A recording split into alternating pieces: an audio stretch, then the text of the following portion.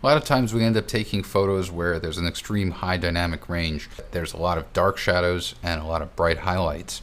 And sometimes when you end up taking those shots, you don't meter correctly, or in order to get detail, it just looks like you've blown out everything.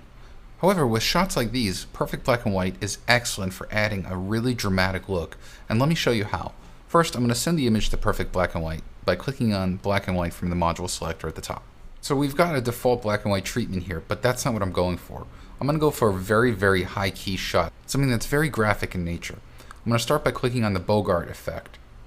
And now I'm going to start adjusting the black and white points here. I'm going to be very aggressive, and I'm going to start with the white point. I'm going to bring that up really high, somewhere about 55, 56. And you can see how now the sky has taken on this pure white. And if we bring up the histogram, you'll see here that along the right, we've totally lost highlights. And that's okay, because we didn't really have any to begin with. Similarly, with the black level, I'm going to bring that up as well, but not as much. I want to really embellish those shadows, and so I'm going to go to about 10 here. You can see how we're getting this really nice play on the shadows. It's like the light is sculpting the face over here. And I love what the white point has done to the raindrops falling. Now, I'm going to go ahead and I'm going to take the detail brush.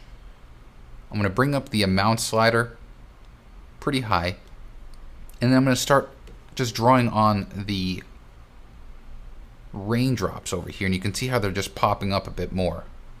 I'm also going to draw along the edge of the fountain. I'm just going to draw through here, and what's going on here is this is where that kind of heavy graphic element is coming in. It's looking almost like a Frank Miller novel. I'm also going to bring out the overall detail of the shot. And you can see how we're getting more detail in the face over here. And finally, I'm just going to go ahead and I'm going to bring that vignette up a bit. It's a bit too dark in that corner, so I'm going to lighten that up. And you can see, if I toggle the before and after preview, here's the original.